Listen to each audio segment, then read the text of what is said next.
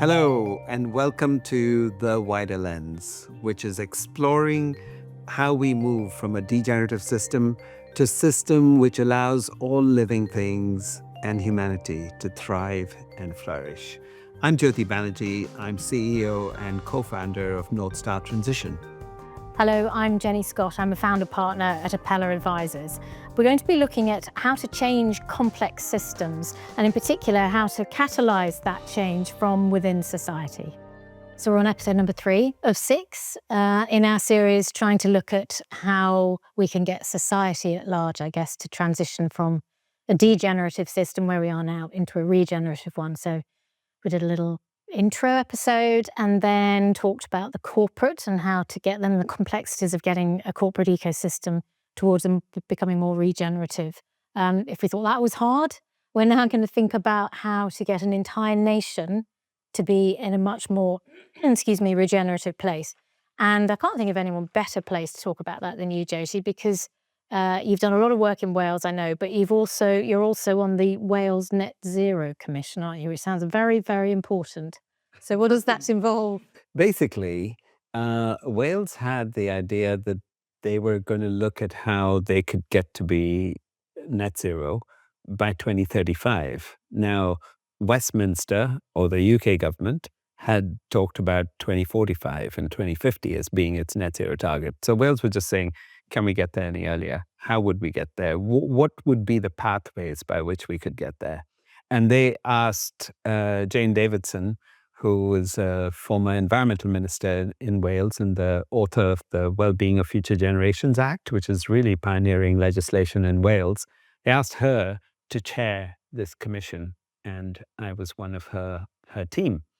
And it was a really interesting exercise because if you were to say, how do you get Wales to be net zero in 2035, you really got to ask the question, how do you get any nation to be net zero Big ask, isn't it? in 2035? And that's basically 10 years from now. And when you have corporations saying we may get there by 2050, we know there are corporations who had committed to 2030. We were slowly, And they're now backing down from those commitments. And so how would you get a nation to make that decision? And so it was fascinating to be part of that process. But let me give you one illustration of the kind of challenge that we're looking at. So there are 1.6 million homes and buildings across Wales. And if you were to ask what are the emissions that come out of those buildings, they represent about a quarter of Welsh emissions. So if you want to get to be net zero by 2035, You've no choice. You have to. You've got to do something there. Now, the average cost of shifting a building from being what it is today to being a net zero building, which We're talking houses, factories, offices, everything. right? Yeah. And the average cost for a building depends on who you talk to, somewhere between £32,000 Wow. to £70,000. So by doing that, they're basically talking about do the maths. I can't. passive insulation and active stuff, putting in solar or some other sort of renewable energy. So 1.6 million homes, let's take the bottom figure, 32,000. In effect, that's 50 billion pounds. That is the bill for making that transition. To put that 50 billion, because that just sounds like a big number, but is it a meaningful number? Do we care? Well, it's 1.6 times the annual budget for the entire Welsh government. So it's not going to happen. It's on its own through the Welsh government. It's just not going to happen. It's not going to happen unless you decide for the next 2 years, we won't do any health, we won't do any education, we won't do any of the social care or any of those other things that we take for granted for Wales's population, which obviously we can't not do. So then the question becomes, are you going to do this? Well, do you have a choice? And I think for many nations, we're at that stage where they kind of would prefer that it's not their choice maybe it was the next government That's story. the priming point, isn't it? Maybe somebody else deals with it. They'd rather not have to do it because they don't have 50 billion. And I've just picked one example. I mean, there are hosts of other issues that we could pick on. That's not talking about the transport sector or the energy generation or anything. Or where food comes from. Food itself is about a quarter of Welsh You're emissions. making me depressed here. I hope you. I'm waiting for the punchline of how you fix all this. So the interesting thing is that you got to ask the question, is this a housing problem? Because then you could give it to the housing minister and say, do something. But, which housing minister can deal with this? Is this an energy problem? Because actually, if you could find a way to bring renewable energy into play and it's much cheaper and so on and so forth, maybe that's the way to do it. Is this a health problem? Because so many of the people who live in substandard housing rock up to the health service with very serious issues, health issues, quite often related to poverty, but also relating to the homes they live in, et cetera, et cetera. Is this a money problem? It's just a finance problem. If we had 50 billion, it's not a problem at all. So where would we find the money? Or is it, as I like to think of it, is it a leadership problem? Which is, we're going to have to do something because we're faced with a transition problem that's not going to go away. It's only ever going to become worse. What are we going to do? How will we make all these different pieces, the housing piece, the energy piece, the money piece, etc., how will we make them all fit together in a way that can move? And that, for me, is one example of why it's going to be so complicated for nations to make the transition. So you've really outlined the question well, which is a really important part of this, because if you're not asking the right question or seeing the problem with enough clarity, you're never going to get to the right answer. But you have outlined an incredibly complex problem. And I'm hoping you're also going to give me some pointers on how we're going to face into this. Well, there are no straightforward answers, but we've got to start somewhere. And I think that's the challenge with transition is when you're transitioning from one place to another place, you're never quite sure what that end journey is going to look like, but you have to be willing to walk on the road. So here's some of the things that I think a nation that's transitioning has to think about. One, it's quite likely that the people who are living there want to do something different because they don't want to continue living in a situation where they're going to be condemned to really poor outcomes. So there are people, not everybody, and that's one of the challenges Wales found with its net zero ideas, is that there were a whole bunch of people who couldn't care less about them or didn't believe that we have a climate emergency. But there are people who have ideas and they want to do stuff and they've got the energy to do stuff. They often just don't have the resources and they don't have a mandate. Why would anybody follow them?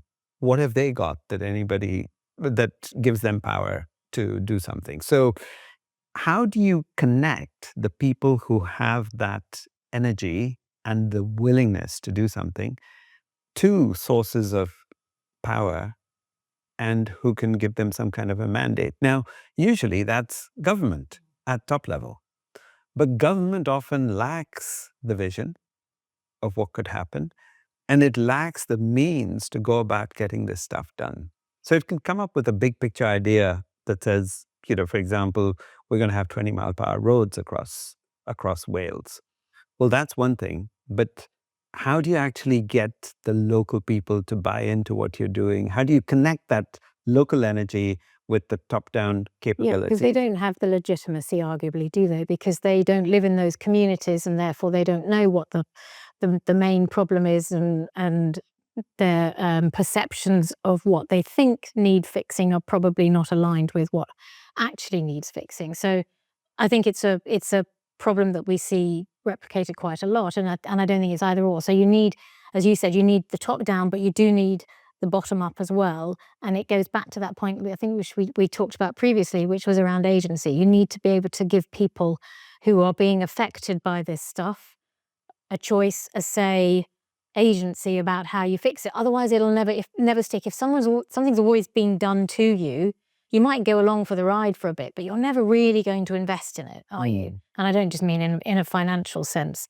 So I think there's a big question about how you get that balance right. Because I know we've come across this. If you go into a transition lab or a room full of people and the government official turns up, everyone kind of swings towards them and goes, right, what are you going to do about it? Do you always give away your agency if there's a government person in the room? Because you immediately think they're the ones with the power in the pockets to be able to do something about it. So I think we found that bringing in that government person or you know, representation into this process at the right time is really, really important, because you've got to have allowed the process to breathe and the space for the people who are being affected to have their say and identify the issues. At which point, you do have to at some point bring in the people who have the ability to set the frameworks and the laws. But getting that timing right, I think, of when to meet those two is quite important, isn't it? So it's getting that connection between top down and bottom up and making sure it happens at the right time so that there's enough ideas flourishing, as you say, from the bottom. So that's one issue. A second issue that governments are going to have to think about is just money. Where are the resources going to come from to make this happen? And if a government thought that, well, it's the one who's going to have to fund it, then the bill is so big, we just can't begin to start that journey. So we can either say, we're never going to do it, so let's not bother, let's just continue rumbling along as we are. Or we ask the question, how would we begin to fund it? And to me, there are actually a number of different sources of finance that we might think about. So we do have the public purse, and the public purse has to make decisions about what's worth investing in. And even the money that it's already going to invest, let's say it's going to put in new transport infrastructure. What's the most effective way of doing that in a world where we have net zero? In a world where we have a biodiversity crisis and all these other crises, we have to think about how we use our money well so that we give nature its best chance. So that's one thing, the public purse. Secondly, there's loads and loads of private money. Private finance is not a premium asset anymore. It's swilling around the world looking for things to do, but only when it thinks it's going to get a return. So now we have to ask the question, what is the most effective way in which we can bring private finance into play? Given that this is how people are going to be living in the future, there's always going to be the opportunity for cash flows to be generated out of the net zero transition and for returns to be made. We just got to make it realistic, credible, effective. So we need to do that. But we also need to bring private monies like corporations into play, because their supply chains are going to be affected. In the last episode, you talked about an example of a company that wants to put in a fleet of electric vans. Well, that's part of the journey that we have to see happen. And companies will put the money in for that. We don't have to fund the whole transition because they will do some bit of it. And then citizens will do some bit of it. I might be prepared to make a decision about my home where I want to put something in. Now, maybe if I'm not in a position to do anything, I may need public money. But if I am in a position to do something and I understood that there was a clear journey going forward and a clear path for me, then I might want to do it. So it's how do we bring all these pieces into play? And it's about tugging on the thread, isn't it? Or sort of following the path. So, for example, an insurance company might help a farm transition to regenerative practices if it means that the farm's soil will be healthier, it'll therefore hold water more efficiently and better, which stops flooding down the valley, which means the insurance company doesn't have to pay out to clear up the flooding. So actually it makes complete sense for the insurance company to help the farmer transition to regenerative practices. Because at the moment, that sort of cross-fertilization, excuse the pun, is not happening. And you're missing an opportunity. Yeah. Which again is this point about collaboration rather than competition. And one thing you didn't mention there, which is something that I've been involved with over the years, is regulation. Yeah. It is a powerful tool in this, but again, it's not necessarily more regulation, it's better regulation. And also regulation that is fit for this issue and problem, as opposed to the regulation that we might have been using under a degenerative system. But it is an important piece of the puzzle, isn't it? So, for example, I go back to Wales, where one of the things that needs to happen is to attenuate the flow of water in a river. And so what some people are doing, they're putting in leaky dams. These are the kinds of dams that in the past beavers might have put in. But now we've killed off the beavers, so we have to do our own leaky dams. And the crazy thing is, if someone was going to put a leaky dam in place and they had a team of people constructing a leaky dam, the regulation requires them at the end of the working day to clear out all the stuff that's in the river and take it away and put it somewhere else. So actually, the leaky dam, you mean like bits of twigs and logs and things in a river that just attenuates the flow? It attenuates the flow. But you're not allowed to do that under the regulations because that's leaving rubbish in the river, so you've got to clear it out. Well, as long as you can do it in the day, that's fine. But if it's so every day you're going to have to take it out, take it all out again. Okay, see a few problems with this. It makes zero sense in that sense. But it was those regulations were made for a different era, and we just have to reimagine how regulations will work. Does it make sense that we can't change the windows on our buildings in certain places just because that's the look that we want, when actually we now need them to shift? There's also the whole issue as to what if we put wind farms in our landscape? Does that make any sense? Is it an eyesore? Is it actually a fundamental part of how we're going to be living going forward? So I'm excited about the transition that nations can make, because actually when a nation thinks about the health challenge it faces, the energy challenge it faces, the transport challenge it faces, and every other challenge it faces, there's usually not the means to carry out that kind of large-scale change. Whereas we're living at the threshold of a brand new era. And how we organize ourselves to do this, we've actually got a wonderful opportunity to reimagine how we can get all these different pieces to align. I completely agree. I think it's really exciting. And I am optimistic about what can be achieved. As long as yeah, I am. I'm not optimistic. Aren't you? I'm hopeful. Are you? Okay. I'd rather. We could have a philosophical discussion about the differences between those, but yeah, maybe hopeful is a better word. Well, I'm hopeful because I feel if I'm hopeful, I want to do something. If I'm not optimistic that it's going to work. Yeah. So that's where I'm at. Yeah. This. Yeah, absolutely. And to your point about corporations having a role in this, all of us as individuals at a nation state as well, but we're also going to have a think next time about landscapes and the role of transitioning across a whole landscape. So I guess it's halfway between the corporate and the big nation is a landscape like, I don't know, the Fens, which I know we've been doing some work in, how we can pull together all the actors in a system, all the various different systems across a single landscape. And that sense of place and the importance of that sense of locally generated ideas and creating that real sense of loyalty to place and rootedness and all of those really, really good things that can help with this kind of change to stick. So we're going to, while also making sure we're bringing in the finance and absolutely to enable that change. Yeah, exactly. Yeah. Exactly. Wonderful. Well, thank you for listening.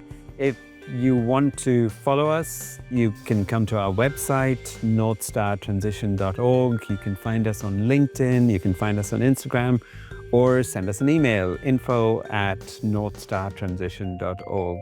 Thank you so much for being part of the conversation. Thank you, everybody. Yeah.